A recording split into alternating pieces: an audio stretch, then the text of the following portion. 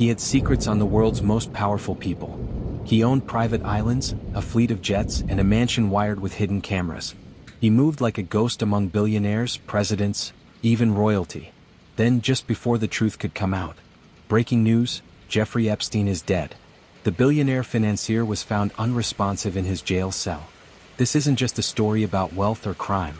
It's about manipulation, conspiracy, and the possibility that the system was never meant to protect the victims. Jeffrey Edward Epstein was born on January 20, 1953, in Brooklyn, New York. He grew up in a working-class Jewish family, the son of a groundskeeper and a homemaker. There was nothing extraordinary about his early years, until there was. He landed a teaching job at the elite Dalton School in Manhattan, without a college degree. That's where he met Alan Greenberg, the CEO of Bear Stearns. Within a year, Epstein was working on Wall Street. But Epstein's brilliance wasn't in finance. It was in influence. He made people trust him. He made powerful men believe he had access to even more powerful circles. And slowly, he embedded himself into the upper crust of American and global society. Quote from journalist: "He was always just there. At the parties, on the planes, in the pictures. But no one really knew what he did." Epstein claimed to manage the money of billionaires. He never explained how he made his fortune. But he surrounded himself with wealth, models, royalty, and rumors. Epstein didn't just live in luxury, he curated it.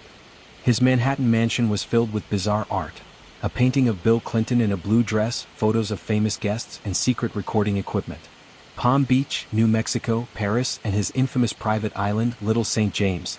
Each property played a part in the horrifying network authorities would later uncover. Quote from a girl: "I was 14. I thought I was going to be a massage therapist. He told me I was beautiful, that I could make money, and then I was trapped." Girls were recruited by other girls, some former victims themselves.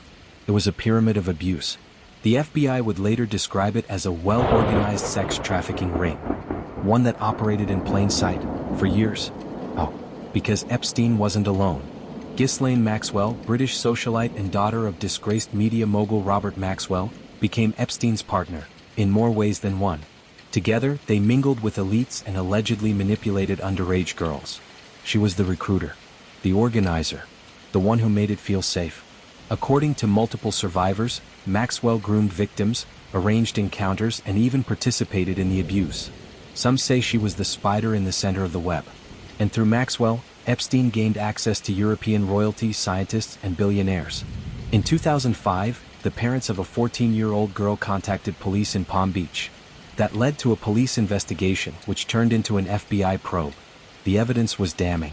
More than 30 underage victims were identified. Yet in 2008, Epstein took a plea deal, one of the most controversial in U.S. legal history. Instead of life in prison, he got 13 months. On work release, he could leave jail 6 days a week. The deal was struck in secret with U.S. Attorney Alexander Acosta, without informing the victims.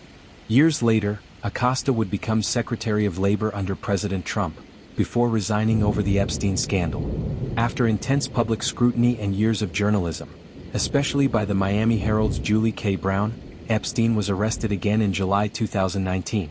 This time the charges stuck: sex trafficking of minors across state lines. Prosecutors said they had photos, documents, and more victims than ever before. The world watched. The victims finally had a voice. The walls were closing in. Then 1 month later, he was dead. On August 10, 2019, Epstein was found hanged in his jail cell at the Metropolitan Correctional Center. The official cause of death: suicide. But the details didn't add up. The cameras monitoring his cell malfunctioned. The 2 guards assigned to watch him fell asleep. His cellmate was transferred the night before. The bones in his neck were more consistent with strangulation, not hanging. Dr. Michael Baden, a forensic pathologist hired by Epstein's brother, publicly stated he believed the death was a homicide. The internet exploded with theories. Was it the Clintons? Trump? The royal family? The CIA? Who had the most to lose if Epstein testified? When Epstein's homes were raided, authorities found a black book of contacts. Over 1,000 names including CEOs, politicians, and celebrities.